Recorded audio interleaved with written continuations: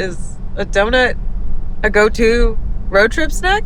No, there are no go-to road trip snacks. You eat when you get there, damn it. You have to have road trip And snacks. you hold in your pee the whole time. No! All across America, there are hidden gem towns full of amazing attractions, Nice. delicious food, Wow. and wild rides. I'm Doug. I'm a dad and a stand-up comedian. I'm constantly performing on the road, but rarely get time to enjoy the local hotspots. It's like a theme park in the middle of the Smoky Mountains. And I'm Sonya. I'm a gearhead and a race car driver. I've competed throughout the country.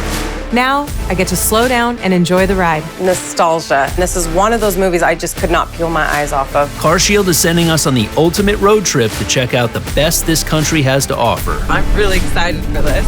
So jump in and start your engine. This is Drive On. You have to have some kind of snack. I don't see a single snack in front of you. You're right, because you ate all our donuts.